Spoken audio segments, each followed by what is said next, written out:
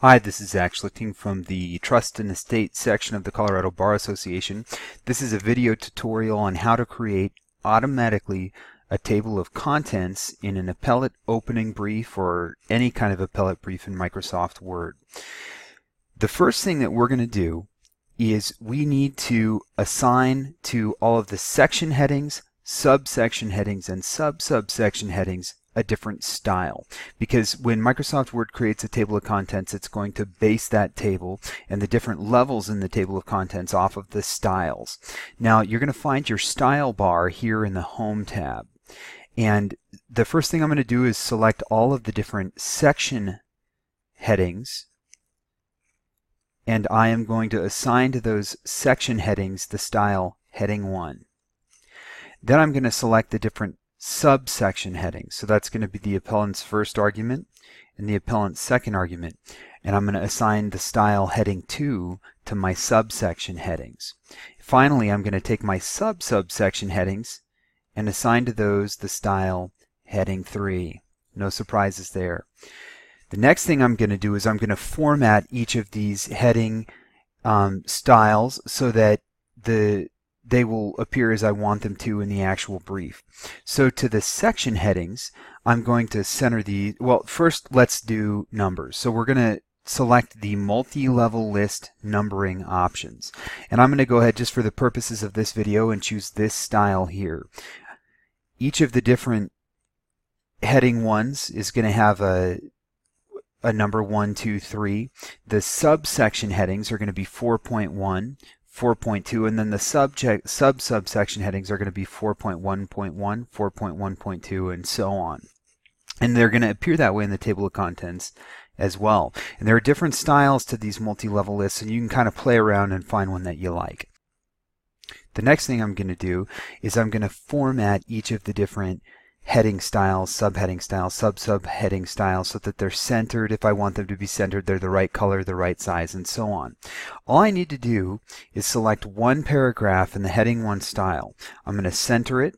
I'm going to turn it black, bold, do a Times New Roman font, and make that a size 14. The only thing I need to do now to update all of the other section titles is right-click on heading 1 and tell it to update heading 1 to match selection. And then all of the different heading 1 style text is going to update automatically. I can do the same thing with the heading 2.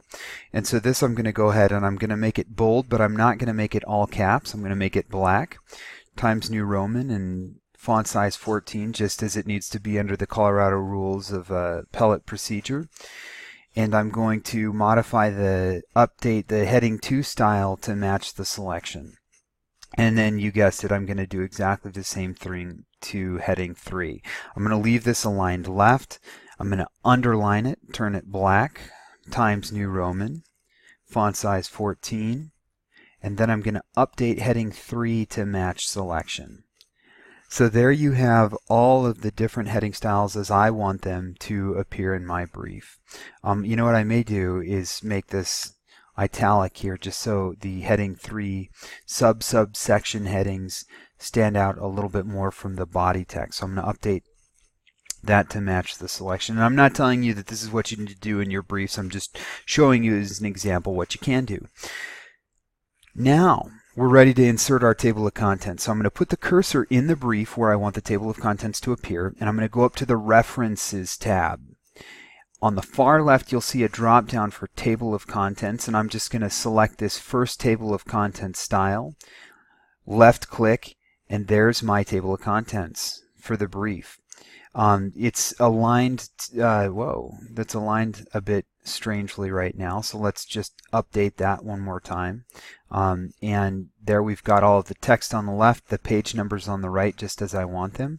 I'm going to align the title, the table of contents title, to the center. I'm going to go ahead and turn that black, Times New Roman 14, as I want it to appear in the brief.